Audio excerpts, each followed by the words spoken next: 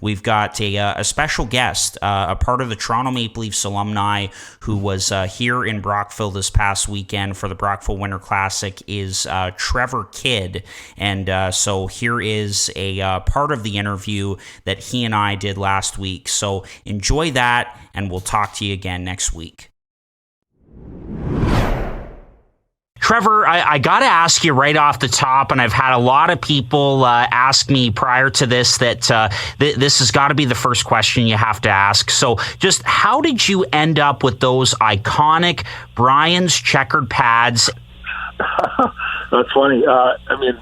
Always had, I would say, different gear, helmet going back to my Calgary days. And in Calgary had the flames on the pads and fire-breathing dragon on the helmet. And when I was traded to Carolina, trying to think of something different, the Checker is actually, and again, going back to those Carolina days, the hurricane warning flag looks exactly like that. It looks like that Checker. So the real story behind it is the pads were, I said, let's put this hurricane warning basically symbol on my pads, my glove, my blocker. And it turned out that, it looked like a checkerboard pattern, and kept it, loved it, certainly kept it in Toronto. And it's been kind of neat after all these years. I know there's been, I think it was Sparks there wore it in Toronto. I see various other kids still have this checkerboard pattern. Brian still makes it. They get a lot of requests for it. So the longevity of the pattern and of the thought going many moons ago still exists today, which is pretty cool. Yeah, absolutely. And that was going to be my next question for you, just your initial reaction to Garret Sparks wearing them in Toronto. And as you mentioned there, seeing so many kids requesting those kinds of pads, that must make you feel pretty good. Yeah, it's fun. It's and I'm not sure if the old Brian's guys that I worked with way back when, but it was always so collaborative.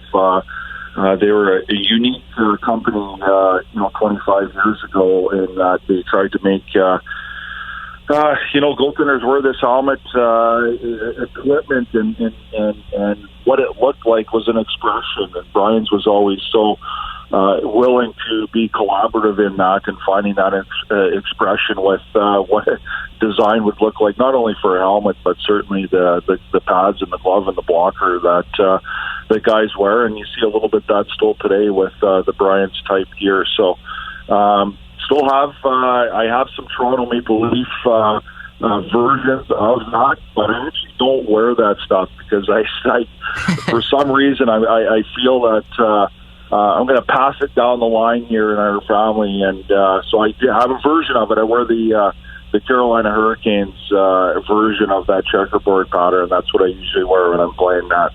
Oh, really cool. And, Trevor, your NHL career was really interesting. You dealt with a lot of, high expectations and pressure. You were a first-round pick back in the 1990 draft from the Calgary Flames. And, then you end up in Toronto for 2 seasons in the latter part of your career. And, look, Toronto is not an easy place to play, as you know. And so how did you deal with the pressure of that during your 2 seasons with the club, being a netminder and a first-round pick as a goaltender as well? How did you deal with all of that?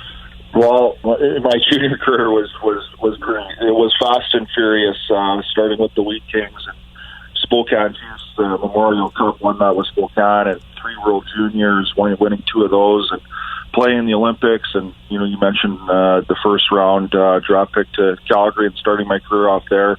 As we've spoken about, played with Carolina, was in Florida for 3 years, and then finished things up in Toronto. I think what I remember the most about Toronto, when you're a young player, and I tell the story going back, and hockey players now for Hockey Canada, to me, does such an amazing job with the media part of the game. There's so much more education, dealing with players that they're just better equipped that they stepped into the NHL to handle the microscope, the pressures, the daily livings, the media, the attention, all those sorts of things. So those first few years in Calgary, I wouldn't say I overly embraced that component. Yeah. Would sometimes even perhaps resent some of it, that daily attention, the media, a Canadian market, right? And for sure. Then you go off to Carolina, you go off to Florida. And when I got traded back to Toronto, you mentioned the pressures and the attention, the microscope, the fishbowl. I loved it.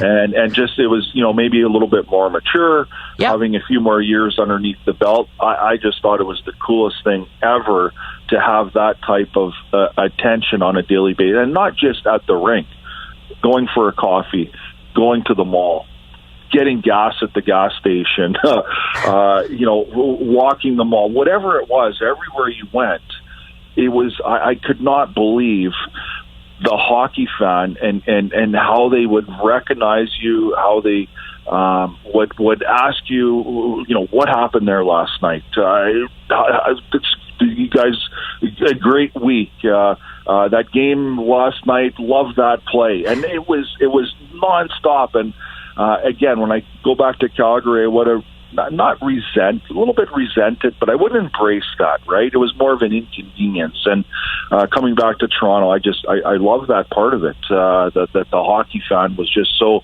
in tune and so aware of what their Toronto Maple Leafs were doing, and not big picture. Like, we're talking living and breathing every single what happened last night, whether that be a win, loss, or a draw. What happened? How can we fix it? How can we bottle it? How can we move forward? Stanley Cup, this, that, the other thing. It was a lot of fun those 2 years in that regard.